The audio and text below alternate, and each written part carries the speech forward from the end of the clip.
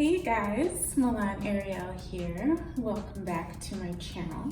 Today I'm going to be opening up my M Audio Keystation 49ES MIDI keyboard controller. And it's USB powered. I've been trying to set up a home studio here for a while now, so this was a very essential piece and I finally got it. I'm really excited to open it up and see how it works.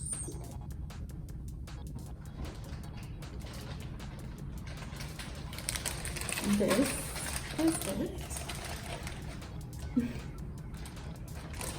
It also comes with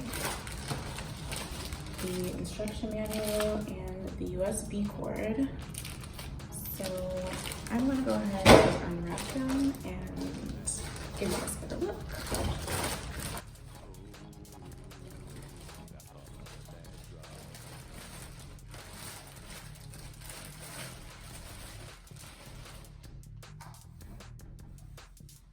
It's very light. Pretty long for 49 keys. Be right back. So this is everything that came in the box. Keystation, manual, USB cord, some software download instructions, and I'm going to show you the back of the box also.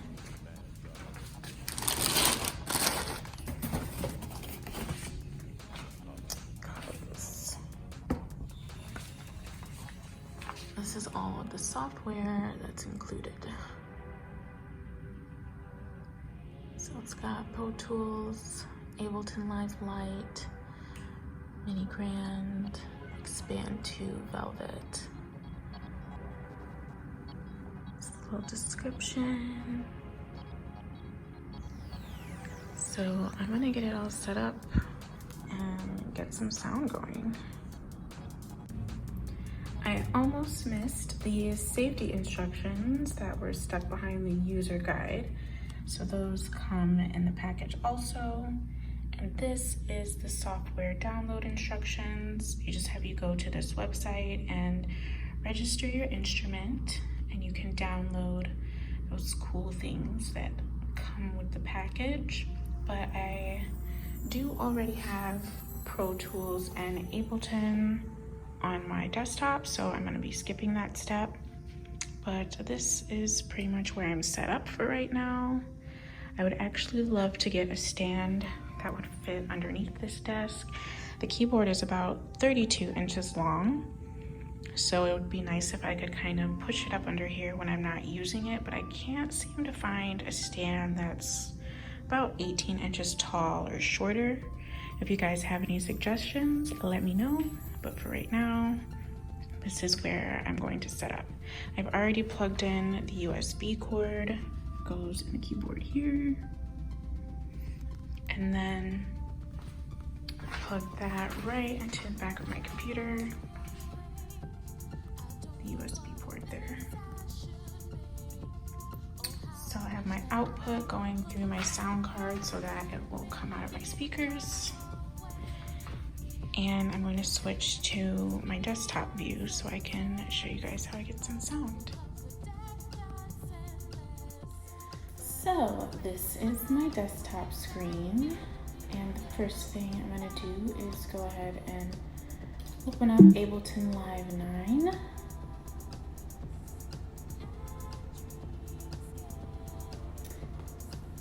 And I'm going to go ahead and go to the preferences. First, I'm going to check the system preferences and see where my sound is coming from, where it's going. So I do want to leave my output as my Scarlett USB sound box. So that means that the sound will come out of my speakers and not from the computer screen. And my input is my internal microphone right now, which is okay. I'm just gonna leave that like that, and then I'm gonna do the same thing in Ableton, go to Preferences, and check out my audio here. So it looks like my input right now says my Scarlett soundbox, and the output also says the Scarlett soundbox. So that's okay. I'm gonna leave that how it is and make sure in MIDI I can see my Keystation, the USB MIDI is on, and the transport is also on for input. So everything should be fine. And I like to work off of maybe a long view. So I have 2 MIDI tracks already set up here, and I'm gonna take the first one and change the instrument to my Keystation 49 MK3 that's showing up. I'm gonna use the USB MIDI option.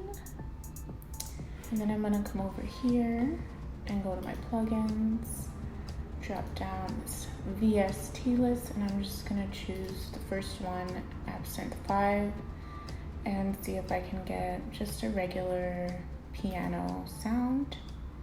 So I've got piano keys here, grand piano, and they have a few options. I'll try grand piano 2. And then I'm gonna come back over to my track and record, enable the track so that I can hear the sound. And I'm gonna go ahead and play.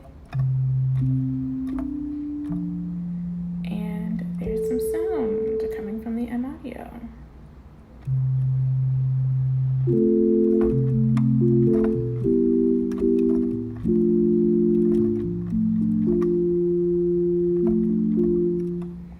So great. If I wanted to record it, I can just go over here and hit record.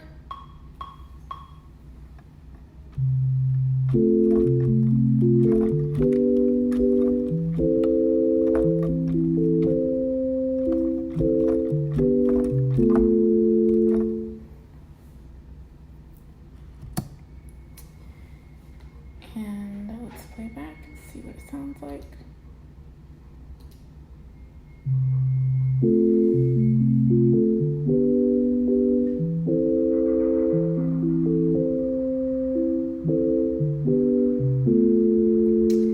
Very cool, very cool.